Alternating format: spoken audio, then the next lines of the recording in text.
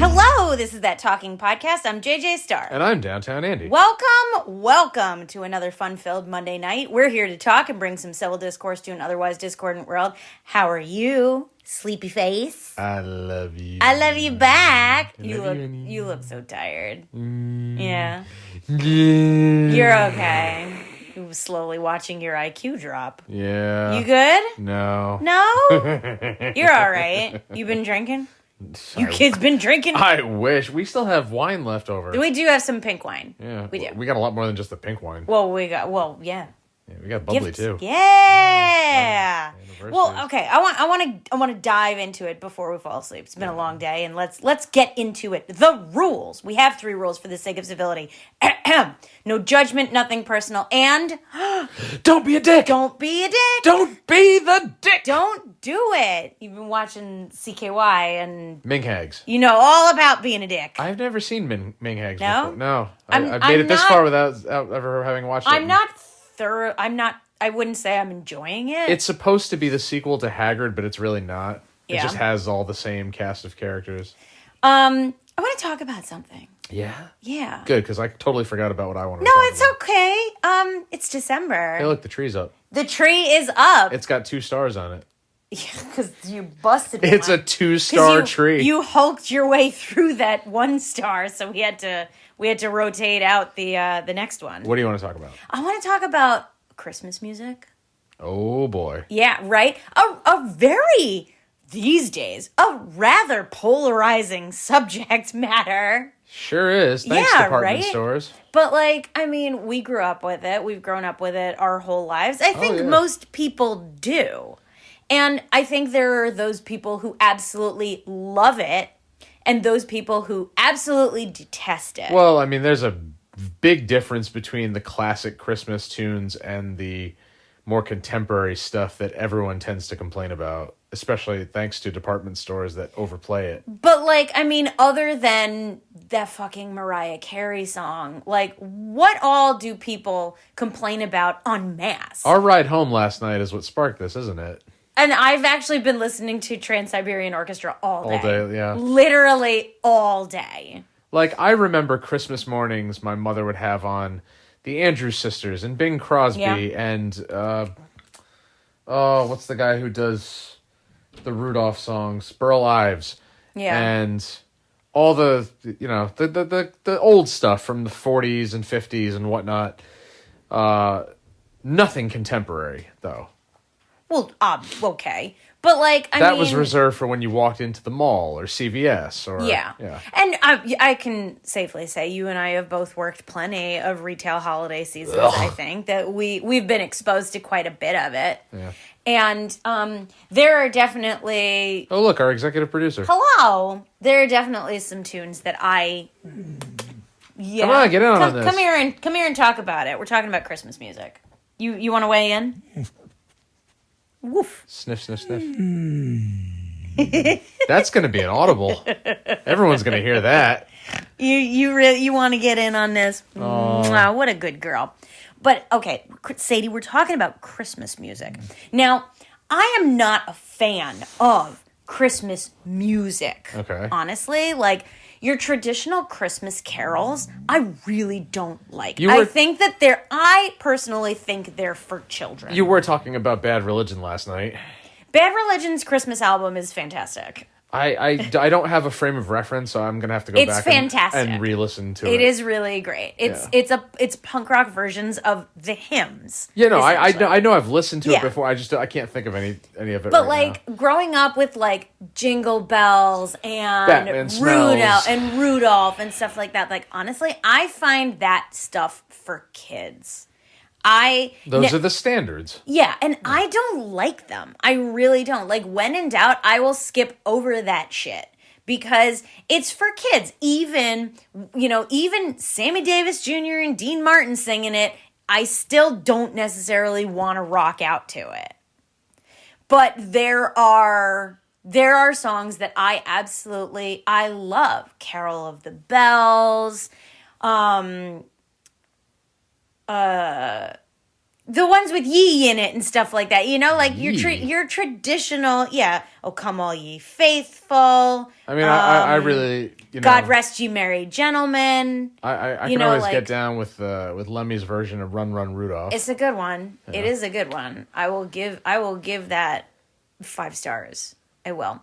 But like, I feel like it's gotten to a point where people, like, they hear it in any capacity and they immediately just go full Grinch. It's like everyone's traditional complaint about the malls, like, for example. Like, everyone loves to complain about Christmas music because it's so overplayed, especially around the holidays. Like, you won't be able to go anywhere in public and not hear Christmas songs played over and over and over again. Just like the same way people complain about congested, crowded places like the mall, which is a place you go and you hear Christmas music played over and over and over again. People will say to no end, I can't stand Christmas music. I can't stand the mall. I can't stand this. I can't stand that. And at least to me, when I hear these things, I think to myself, what is wrong with you? Because I love both of these things. Do you think people have been conditioned to hate Christmas music because they associate it with things like that? I think people have been conditioned to hate what other people love. I think that they just associate the mass appreciation. Like, people like me can associate places and things with certain memories and, feel good about it. Yeah. And then other people can just be like, well, that doesn't give me that same sort of feeling, so fuck that. I don't know that I have any, like, really good, fond memories associated with, like, Christmas shopping. I really don't. Like, when I was a kid, we really didn't, we didn't, like, get in the 4-wheel drive sleigh and go off into the night cruising for Christmas presents and stuff. Listen, I've told you before, I love being at the mall around Christmas time and just sitting in the food court or just sitting anywhere and just watching people shop. Is it the same, though? Is it the same now as it was, like, 20 years ago? I was doing this a year ago. No, I'm talking about 20 years ago. Does it give me the same feeling? Is it the same? I mean, I feel like people do so much shopping online now that, like, the malls are not as crowded. Yeah, but people still go to the mall and they still engage in commerce, and it gives me a good feeling to watch people out there shopping. I mean, you would assume for other people. I would hope. In the spirit of the season. But, I mean, how much of a nostalgia driven fondness I have for the mall in general. Yeah. So. What do you enjoy about watching people shop, though? Like, what is it?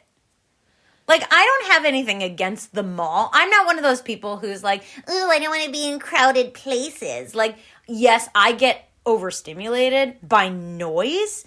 My biggest thing when I'm in crowds of people, and it's not necessarily like walking through the mall, I'm just very small. So I tend to feel a little claustrophobic when I have people and I can't see around them.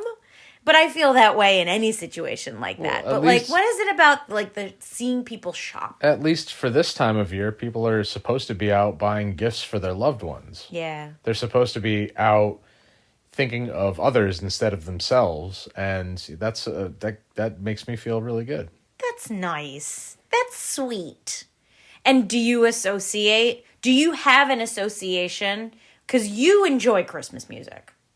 You said just last night you love Christmas music. I enjoy no matter what anybody says. I was telling Henry this all day yesterday. I enjoy all things Christmas, and I don't care what anybody says because I have a lot of fond Christmas memories. Yeah, I have some bad ones too, but way more good ones that outweigh the bad. Do you associate the music with it? Of course, absolutely. Is that why you love it? I just finished telling you that my mother, every Christmas morning, as soon as all was said and done and we were left to our own devices in the house, Mom would be in the kitchen doing whatever. She'd have music going. We'd all be, scattered throughout the house doing whatever we were doing. And it was, you had to be there, because if we weren't playing with things inside the house. We were out in the front yard sledding, and then Yeah. coming in from sledding, drying our clothes on the radiator and waiting for hot chocolate. And, there's nothing about any aspect of this time of year that I don't have a fondness of. We didn't play Christmas music per se. We always had a movie on. But I think that I actually, like, of all of the Christmas movies that we play, in my family, we watch every version of A Christmas Carol ever made. And my favorite is 1980 something, with George C. Scott playing Ebenezer Scrooge. And I honestly think that the music in that version is actually what makes it so dear to me. Because there are some, traditional Christmas carols being sung, but then there's music written for the movie. You mean it's not Jacob Marley's costume? There's nothing wrong with Jacob. That's not that Jacob Marley. This Jacob Marley was scary. He wasn't like depressing. He was I'm a get you. I'm a ghost and I'm a get you. I have to admit something to you right here and now. You know how I always talk about the 1999 Christmas Carol with Patrick Stewart being my favorite? Yeah. It's mainly because of the fact that at that time when I had a lot of free time to watch television, and I'm flipping through channels, particularly on TNT because wrestling was on at the time, and during commercials I'm seeing ads for this. So there's really no escaping it. Every 5 seconds you're seeing, catch A Christmas Carol tonight on TNT at 8 Eastern, 5 Central, whatever. And, all right, well, I've seen this commercial 150 times now. I have to watch this movie now because it just looks, and it's got Picard in it. Now, can you, being that it is your favorite version of A Christmas Carol, chosen from dozens, veritable dozens, I've seen them all. Can you admit, though, that it is overacted? Absolutely not. What? Absolutely not. You don't think that that's overacted? I think it love Patrick Stewart, okay? But I'm sorry. I think that movie, top to bottom, is done spectacularly. Really? Absolutely. I don't think it's done poorly, but it has always come off as so unnatural to me. Listen. Realistically, I'm probably just associating it with a childhood memory and thinking like, oh, it's so wonderful because I saw it at such an impressionable age. But, there's nothing wrong with that. I mean, you look at the cast. You have Stewart. You have Richard E. Grant. You have, what that guy... It is Richard Grant, isn't it? He plays Cratchit, yeah. Dominic West. I'm blanking on names right now. Yeah. But I favor that one in particular, probably because of the overacting, I guess. I don't know. I think it was just done very well. And so it's something I look forward to every December. Well, we'll have to watch that. Is there music in that one? Absolutely. Is there? Absolutely. Is there singing in that one? Of course. We have to watch The Muppets, too. Yeah. I have recently... So we can watch Bunsen and Beaker flipping off Michael Caine? I've recently been exposed to... Now, they put the Muppet Christmas Carol on Disney Plus, obviously, and that's usually where I watch it. And the fun part about it, and when we got the DVD, because when I was a kid and we had it on VHS... You get to the point and she sings that fucking song and about, I'm breaking up and my heart is shattering. Merry Christmas, Ebenezer, go fuck yourself kind of thing. And she sings herself into oblivion. And we got to that point and we just fast forwarded that shit. It's like no one wants to hear this bitch sing. Let's get to the other side of it and move on. When the DVD came out and we got DVDs of it, you could watch the theatrical widescreen version or the full screen version. And watching the widescreen version, that song is not included in it. Ooh. I know, right? Miracles happen. So now I see on Disney Plus that they have that quote unquote deleted song that you can just watch that scene, but you can also watch the quote unquote full version, which includes... Are you playing a little violin for me? No. Oh, I'm like, what are you doing? But you can watch the full version, which includes the whole movie plus that song, and it's just like, oh God, who would want to subject themselves to that? What are you doing? I'm doing this to remind myself of the thought in my head so I don't forget it while All you're right, telling your story. go for it. Miracles happen, eh? Miracles happen most every day. Yeah, this is supposed to be a podcast about civil discourse. Okay, you want to talk about miracles now? I know something that you and I have traditionally disagreed on. Go for it. Miracle on 34th Street. You will never in a million years ever get me to say that the 1994 version of Miracle on 34th Street with fucking Mara Wilson and those damn eyes of hers is somehow Dylan McDermott. somehow a superior film to the 1947 version of Miracle on 34th no Street. point did I ever insinuate that it was a superior film. I just like that one better. But you prefer it. I like them both, but I associate the 94 with a fond memory. Which is? When Oliver was little, I think that's when I had either rediscovered it. I was going to say, I'm like, Oliver didn't exist in I know he 1994. didn't exist, but I don't remember watching it in its entirety when it came out, and I think I just, for the hell of it, put it on one day in 2014, 15, somewhere around there. And he was nearby and came over and sat down and watched it. And then he insisted every Christmas afterwards that we watch it.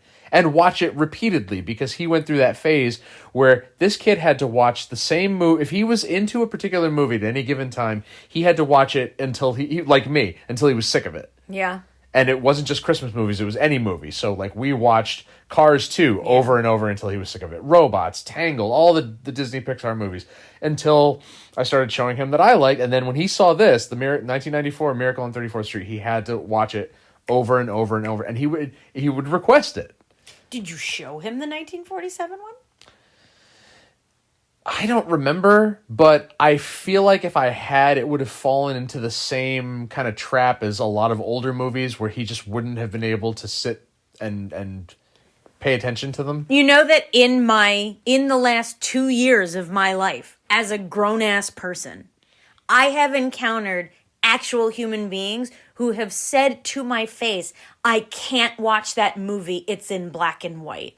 See, that's ridiculous. I'm like, I'm sorry, what? Now, What? I've shown both kids, older movies, black and white movies, movies without CGI, movies with good acting and good storylines and good plots and everything, but there's no attention span there. It's not even that there's just not an attention span.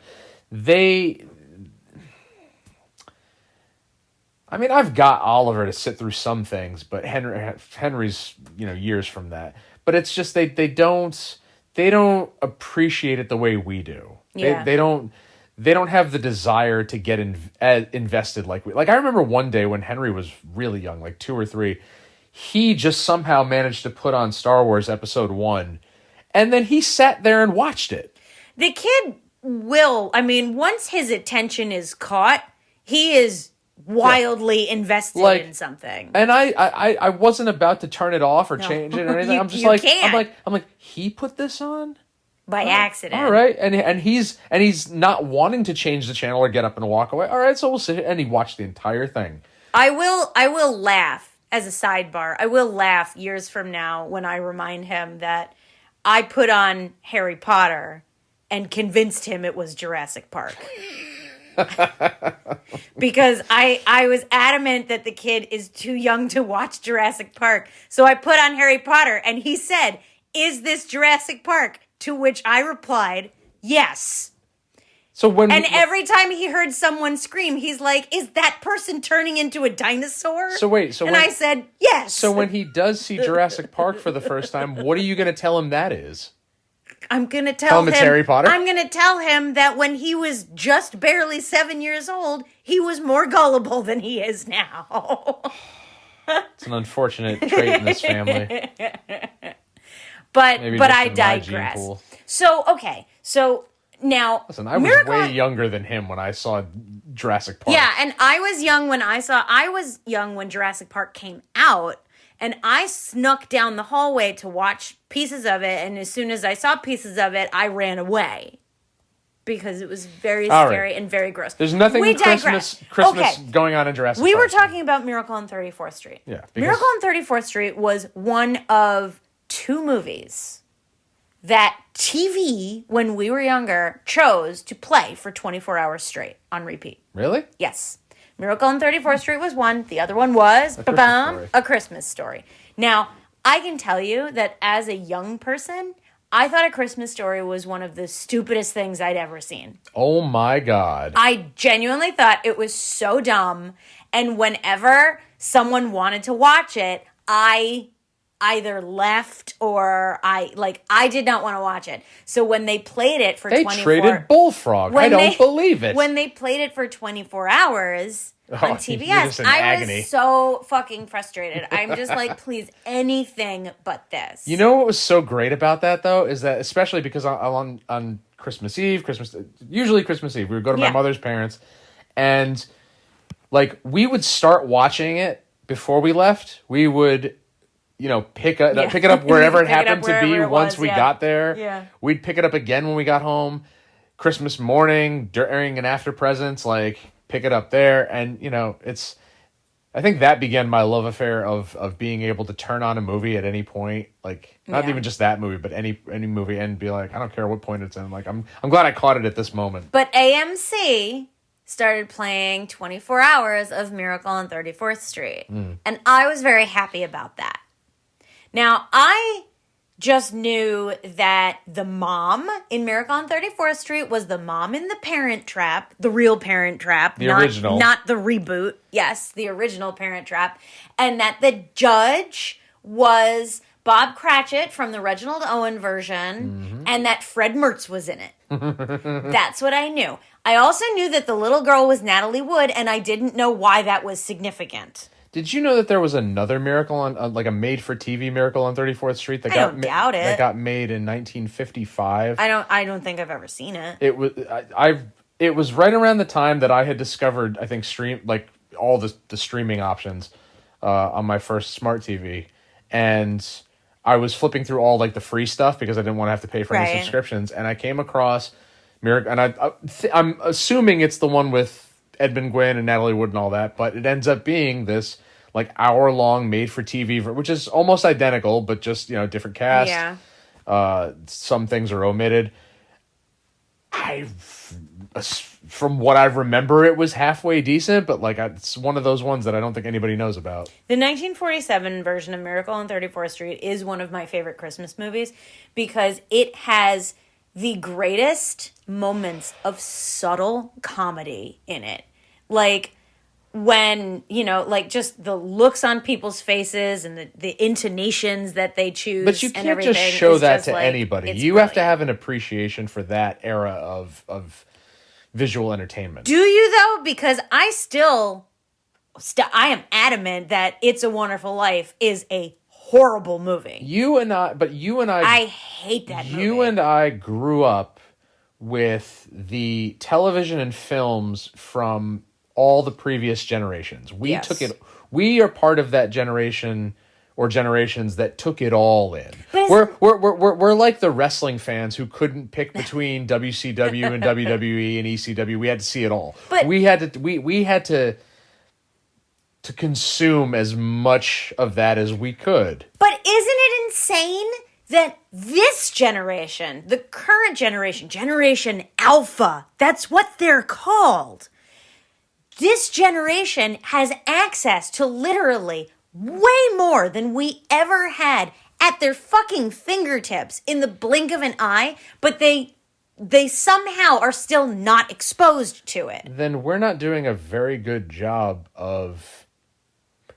It's bonkers. Getting them to see the value in slowing down and digesting. I think it's the attention span. I think it's the problem. Yeah, that's a part of it. But again, there is a benefit to as I was saying, digesting not just information, but nuances Yeah. and things like that, and to read into what you're consuming, to delve deeper into whatever it is that you're taking in, and kind of imagine things, make up things, read into things, and kind of try and figure out what characters or motives are and things like that. Like, Yeah.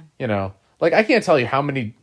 I am I don't want to say horrible, I guess pathological. No. Pathological. I'm a career daydreamer, let's put it that way.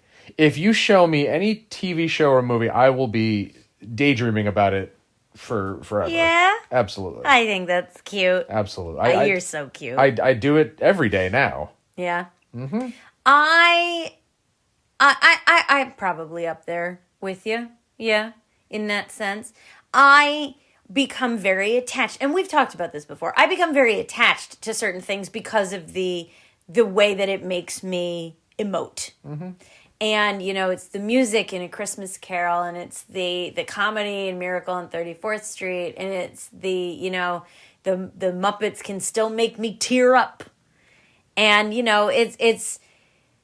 it's the memories that I hold are always attached to emotions. And that's why I become so attached to these things. And I become very serious about them.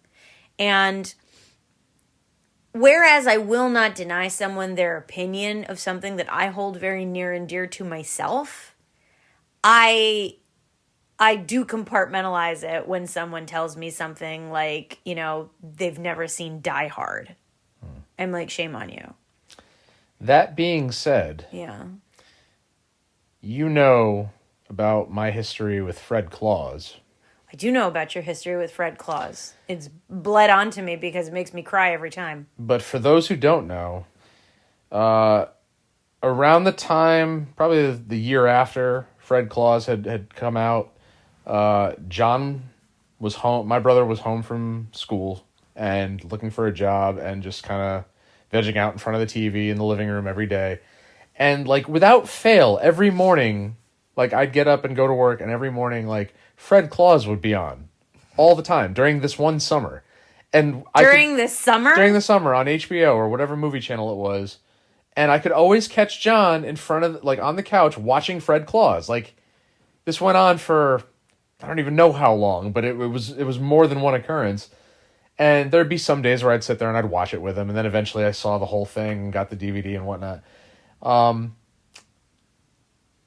But years later, when I did get it and I watched it all the way through, the scene at the end when all the kids are opening their presents on Christmas morning and they're playing Silent Night, I always would tear up a little bit.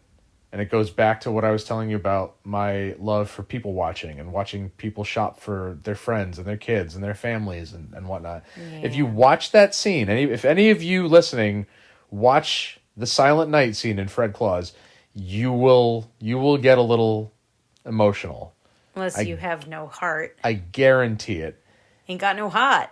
And especially now, because my brother is no longer with us, I cannot watch that movie without tearing up at all. Well, neither can I.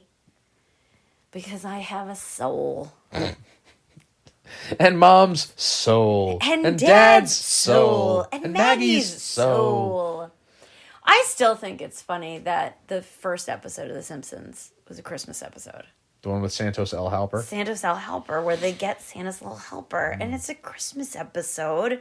And it's awesome. Listen, write down to those red and gold balls that are on our tree right now. Balls. Mom's balls. Mom's balls. Mom's balls. I distinctly remember Mom and I were charged with putting up the tree all the time. Mm-hmm. Okay, getting down all the ornaments, putting the whole thing together. I remember waiting for the opportunity to put those balls on the tree, and I'm so glad that I managed to find them because I thought they might have been lost forever.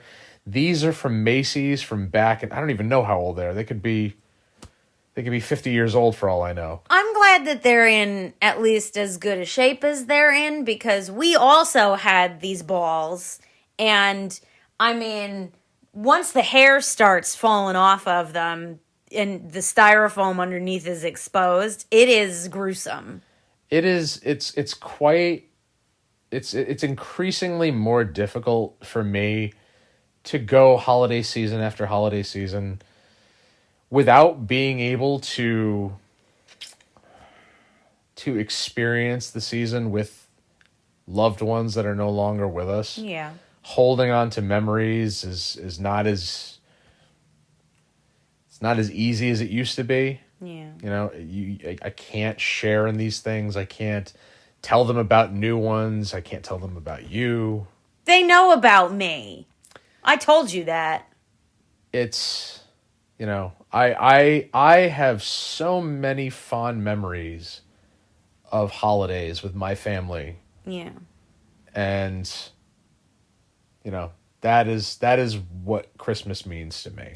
And, you know, what I enjoy is not the idea that, you know, building new memories will replace the old ones or even the sad ones, but that you just re-up your memory bank and you have the opportunity to make more awesome memories with, you know, new people and, you know, those who you've included in this next part of your life. And I think that is really what's important. Like, Listen. I think about, you know, those Christmas Eve open houses that we had at my house where my cousins would show up. Like, people that I haven't seen in all year, you know? People that I used to see when they were in high school. And, you know, I mean, they're 10 and some odd years older than I am and everything. And it's like, you know, I was a kid and I looked up to them. And then, you know, they'd come to my house for Christmas Eve. And, you know, it's like, oh my God, you know, let me show off my new stuff to you and everything like that. And I wouldn't see them for months, you know, as they got older and I got older and everything like that. And it's like, I think about that with a lot of fondness. But I don't regret that I don't necessarily have those, you know, that same tradition anymore because I've freed up space to make new traditions with someone like you. And you, dog that keeps kicking me. Has she been kicking you this entire time? She has actually been kicking me, yes. First she whipped her tail at me and then she started donkey kicking me right in the butthole. Because she knows what's up. She knows that I bought her Christmas presents. And, yeah. I'm excited for Christmas this year. Yeah. You have essentially spoiled everything because you now seem to know exactly what what I got you. I haven't spoiled a damn thing. You know, the rapture that I thought might cross your face when you realized what I did, I don't anticipate it anymore. I hope I'm surprised. See, you keep saying what you did. Yeah. Like, are you referring to what you did as in what you got me, or is there like a theme to all of this that I'm unaware of? Because that's what it seems like. I don't think there was a theme. It feels like I had an overarching theme in mind. But you keep saying what I did. I feel like there's a plan here in place. No. There's an elaborate ruse at play. I have a tendency to give you things that you want. You forget that you say that you want something, and I don't. So I give them to you, and I go out of my way to try and, you know, produce these things so that they create some sort of lasting memory in your, you know, in your bank of memories that you're building with me now, because this is our fourth Christmas together. Wife. Husband. Dear wife. Yes, dear. To pull a line from the Christmas queen herself. If you quote Mariah Carey, I'm going to slug you. I've been kissed by a dog. I have dog germs. Get hot water. Get some disinfectant. You're going to want to iodine. stifle that one, Edith. Ugh. Is there an All in the Family Christmas episode? There's got to be. It lasted for several years, so I find it hard to believe that there is not at least one Christmas episode of every. There's a long lost Christmas episode of I Love Lucy. It's not really an episode as much as it was like a special. Yeah. But it's cute. If you were to say Christmas special or specials to any kids now, they're bound to look at you weird. No, I feel like nowadays people just think of Elf and the Polar Express. Let me tell you something. I didn't like Elf. I thought it was cute for what it was. Mark, John, and I went to go see it in the theater the year it came out, and because I've never been a big Will Ferrell fan. Yeah. I've grown to appreciate it, and other bits and aspects of it, like later on in life, but like initially I had no taste for it. I saw it for the very first time probably in the last 5 years. 5 or 6 years. There is one part of that movie that I look forward to. Is it James Caan saving the day? No. No? I don't like I don't know. Zoe Deschanel in the shower? No. Then I got nothing. Bye, buddy. I hope you find your dad. Goodbye, Mr. Narwhal. That and the penguin. The penguin's adorable. Yeah. Yeah. But other than that, I could do without it. I mean, like the modern ones, like Elf. Elf is cute. The Polar Express, I don't want to watch. I just don't want to watch it. I don't like the animation style. What else? Like, I like Bad Santa. I think Bad Santa is great. Did you get me to watch that one year? did, Yeah, yes. Okay. I don't think I've gotten you to watch the second one. Okay. Which was... Is Granny Spry? Is Granny spry? I'll make you some sandwiches. But I like Bad Santa. I love all the classics and everything. And then you've got the obscure ones, like Amanda and I can't stop quoting the 12 Days of Christmas, which we found on YouTube miraculously with all the bears. Holly Berry. So I personally, especially, again, with a lot of access to television in my youth, TNT was always on, Cartoon Network was always on. So The Life and Adventures of Santa Claus was always playing. You introduced me to that, and I actually love it. I think it's great. That's actually, I think that is it's a beautiful story. The original version was a claymation, I think, from 84 or something like that. Nah. But I had always seen the animated one. Yeah. Because it gives a plausible, Yeah. Explanation. Thank you. Yeah. For how Saint Nicholas could genuinely be real. Yes. A man who makes... Well, that's just it, is all saints are real. Who makes animals out of wood and brings them to impoverished children. I mean, that's just it, is that, and I really enjoyed it. I really do enjoy that.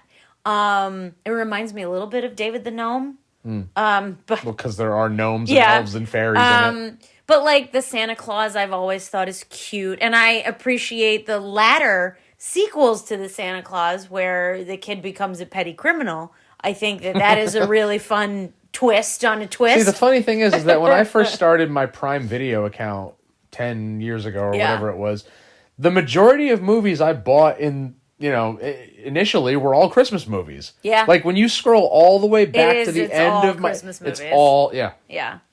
Jingle All the Way. Jingle All the Way is one of those that, like, I remember we watched it when I was a kid, and, like, it's not a bad movie, but, like, It's turbo time! I would never be like, we have to watch Jingle All the Way, because the only part that I really enjoy about that is, out of my way, box! She's next door, petting Ted. There's an episode of How Did This Get Made where they do Jingle All the Way. Do they? Yeah. Oh, I gotta check that out. So you definitely tomorrow. should find that one, because it's really freaking funny. Garfield's Christmas. Charlie Brown Christmas. Home Alone 2. Mr. Magoo's Christmas Carol. And then all of the Rankin Bass stuff, obviously, both the claymation and the animated stuff. Twice the Night Before Christmas. I love it. And again, another one that the music means so much to me in 'Twas the Night Before Christmas. I love it. I'll sing that song all day. You don't want to go to bed with that stuck in your head. I'll wake up with it stuck in my head. Here's what we're gonna No, not that do. one. Not that one. What? How about fairies and leprechauns on St. Patrick's Day? I can't sing the whole thing because, fair use. Oh, yeah. But yeah, there were all of these things. But, like, The Grinch with Jim Carrey, I saw that in theaters, and I love it. I think it's great. But the animated How the Grinch Stole Christmas is always going to be one of my favorites. And I used to love when TBS would play that. TBS or TNT would play it, and then they would follow it up with the special where Phil Hartman hosts like a behind the scenes look at it. I've actually never really liked The Grinch in any form. No? I mean, I've watched it. I've watched Jim Carrey. I've watched the original. Dr. Seuss in general. I just, as an adult, it just doesn't do anything for, like, what was I just thinking about? But it's so subtle. They have a key party. Do you remember the Yogi Bear Christmas? No. No? No, but I do remember the Flintstones Christmas, where they're putting on a Christmas Carol. Yeah. Yeah. That's a good one. I remember, I think we had a tape with the Yogi Bear Christmas on it. Yeah. See, I still remember, it's probably up in the attic. I still have the tape with the Charlie Brown Christmas and all the other Christmas specials. Christmas time is here. But I still remember the commercials too, like A Charlie Brown Christmas, brought to you by Peter Paul Cadbury. The commercials. And Carefree, sugarless the commercials, like all the York Peppermint Patty commercials. Yeah. But then you have the Campbell Soup commercial where the kid's inside the snowman. Mm-hmm. And you have those frickin' Hershey Kisses ringing the bells. Mm-hmm. And then you got Santa eating Oreos, of course, was, the M&Ms. a really good one. The M&Ms, yeah. He does and exist. Then the polar bear commercials for Coca-Cola. Yeah. Those were my favorites. Speaking of which, those commercials have recently been remade using AI, and apparently everyone's up in arms about it. Why do they need to be remade using AI? Why can't they just play the originals? Right? I mean, no, like for real, why can't they just play the originals? Makes sense to me. Why ruin a good thing? Serious. I guess probably like a rebranding strategy or whatever, but anyway, like there's widespread complaints about how it's, you've taken jobs away from actors and writers and producers and artists. There's no lie detected. Like, AI is replacing a lot of shit. Yeah. But, But the people look too fake. Or too really fake. Or and whatever. Yet those people probably love the fucking Polar Express. Tell me people look fake. Yeah. Every iteration of Tom Hanks in that movie looks fake. I don't want another one. I just don't want to. Yeah. I don't want to watch. We should watch Christmas movies. We should wrap this up and we should watch Christmas movies. Do we get to finish Ming Hags or no? You can finish Ming Hags, yeah. We got a whole month to watch. And then we'll watch Christmas movies. Okay. This was a fun talk. I like this. We're kicking it off because Thanksgiving was literally just days ago. Yeah. And we are coming up on Christmas very quickly. Christmas, Hanukkah, Yule, all of those fun holidays. And I'm excited. I don't normally get really excited for Christmas as an adult, but I'm excited for Christmas because it makes me think of cuddling up and drinking hot cocoa and watching Charlie Brown. As an adult, I get excited about watching people open the things I get them. That's so sweet. You're a good person.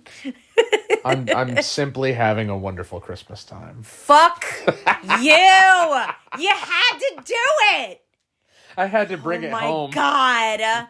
We're going to fight now. You see what you do? You see what happens, Larry? You see what happens? Oh. Paul McCartney. Oh, what's that Paul song? McCartney's greatest sin. What's that song, that Christmas song that plays at the beginning of Die Hard? The one that Argyle puts in the tape player. I don't Christmas remember. in Hollis, is that it? Maybe. Yeah. There's a Christmas song for you. There's one that never gets talked about. Lord. We can watch all the Bob's Burgers Christmases, and we can hear Jingle in the Jungle. Oh, man. But this was a good one. Yeah. I had a good time. Did you have a good time? Yeah. I that got me talking, even though I was on the verge of passing out. Well, now you can go back to your movie, and I'm going to go in the kitchen and sing Christmas songs. But this was a good talk. We had a wonderful time. Thanks for joining us out there in podcast land. Thank you, dog, for kicking me in the butt for the last 40 minutes. Find us on social media, DT Andy and JJ Star with 2 R's. We don't have really anything coming up. You've got one show. December 21st. It's a Saturday. It's the Saturday before Christmas. We were playing Cherry Street in Wallingford with the Resistors. The Resistors or the Abductors? The Abductors. The Abductors. Yeah. And 2 other bands. Yeah. And it'll be fun. I always like playing Cherry Street. I don't mind Cherry Street except for when it smells like pee-pee. Yeah. Well, it's always going to smell like pee-pee. But maybe I'll dress up like Santa Claus. I like playing shows dressed up like Santa Claus. You like when I dress up like Santa Claus too? I certainly do. Because that's a nice little outfit I found. Yeah, Mrs. Claus. Oh, but yeah. So the Strangers playing a show on December 21st, and Tax collectors are still recording. We're yeah. gonna get some stuff out to you real soon. And in the meantime, we're counting down the days. We've only got a few of them. We've got less than 3 weeks. No. Yeah? No. 3 weeks. Yeah. 3 weeks. Wow. 3 weeks from tomorrow is Christmas Eve. Wow. And the packages are rolling in. They sure are. Be kind to your delivery people. Yeah, tip your mailman. Tip everybody. Tip them all. Tip them all. Your mail carrier, your garbage carrier, your baristas. Your UPS and Amazon drivers too. Seriously. We are getting bombarded. This is like the most, and we're all short-staffed and short-tempered. Yeah. Yeah. And be kind to one another also. You know, everyone stresses out this time of year. It is a lot to handle. And a little kindness goes a long way. Everyone be kind and remember that this is the time of year to remember to be kind to each other. I promise you at some point in the next 3 weeks you will see Henry and I at the mall, probably just walking around, taking it all in. Yeah. You know. Take a little bit extra care when buying that special someone, you know, a Christmas gift. Did you get me something? I got you stuff. Oh, you got me stuff? Of course. Ooh, I can't wait. Yeah. Yeah. I'm going to get you something. You got me enough. I got you plenty. Well, all I want for Christmas is you. I swear to God. Anyway. I don't even like the song, but I know it. Yeah. It really grinds my gears. Anyway, thank you again for joining us. We will be back next week. And until then, I'm JJ Star. And I'm Downtown Andy. And we will talk to you later.